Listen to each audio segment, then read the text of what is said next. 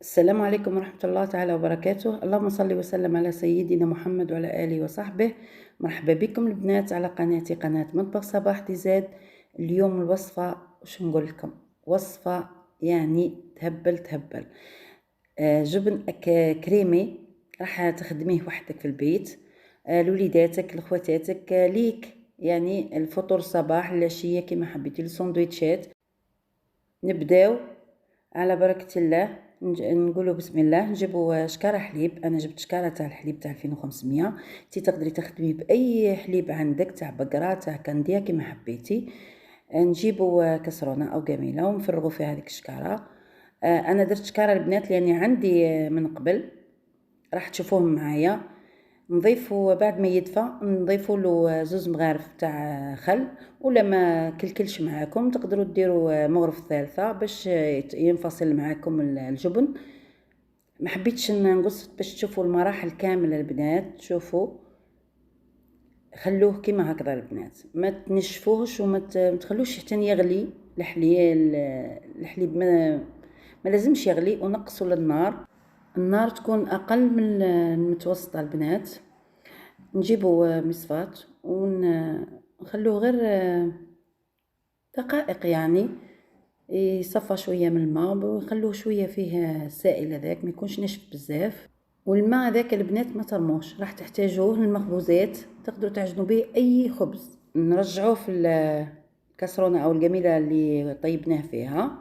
نجيبوا مغرف صغيره تاع كربونات، ما تكثروش البنات الكربونات، غير باش يساعدنا يعود كريمي ويعود يرطب معنا. ودرت مغرفه مليحه تاع ملح. الملح على حسب ذوقك وعلى حسب الكميه اللي عندك. هنا البنات شفتوني كي ضفت هذا الجبن اللي عندي انا، كل ما تفزد لي شكاره كي نجي طيب تفزد لي نلمها ونحطها في الكونجيلاتور. نحتفظ بها حتى نعود راح نجمل زوج ولا ثلاثة ولا ونخدمها من فرماج.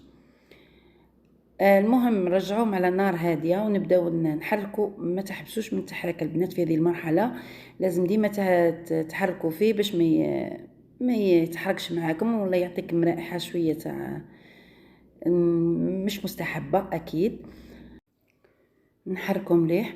شوفوا البنات بدا يترخف معنا يعني، ولا راح يرجع سائل. نجيبوا بول ولا اي حاجه تقدروا تميكسيو فيها ونفرغوا فيها.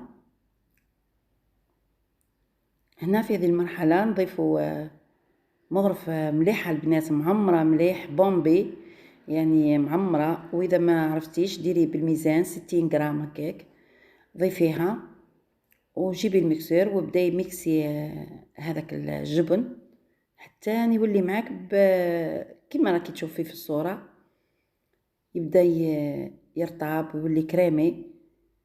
نضيفوا 3 قطع جبن كيما حبيتي، ضيفي 3 قطع 4 5 بالنكهه اللي تفضليها، تاع كيري لافاش كيري باش يعطيك القو في الجبن هذاك. ومن بعد جيبوا نص حبه قارص ونعصروها ونبداو نميكسيو حتى يولي معنا كريمي البنات كيما راكم تشوفوا، ويولي ثقيل ومتماسك. ان شاء الله يكون الفيديو واضح كيف يكون معنا كريمي ما شاء الله. نجيبوا علبه ونحطوه فيها حتى الغدوه. تقدروا هنا البنات تنسموه، ديروا زعتر، ديروا نعناع، ديروا كزبر، ديروا حبه حلاوه. الاختيار ليكم ولأذواقكم، اكيد راح يزيد بنه على بنه. هنا شوفوا البنات، حبيت نوري لكم قبل ما نحطه في الثلاجه ويبات ليله كامله. انا حطيته ليله كامله. شوفوا هنا كي جمد معانا ولا كريمي وسهل للطلي، ما راحش يتعبكم خلاص. انا والله غير تخلعت فيه بنه والنعومه وكريمي وسهل للطلي يعني ما شاء الله عليه، ما شاء الله. وصفه يعني رهيبه رهيبه رهيبه. نتمنى الوصفه نالت اعجابكم ورضاكم واستفدتم من الفيديو. وهذا هو هدفي في القناه، اني نفيدكم. المهم البنات هنا ينتهي اللقاء. البنات اللي خشوا جدد نقول لهم مرحبا بكم وشكرا على ثقتكم، والبنات اللي كانوا معايا ما تنسونيش البنات من لايكاتكم وتشجيعاتكم. خليكم في رعاية الله وحفظه، والسلام عليكم ورحمة الله تعالى وبركاته.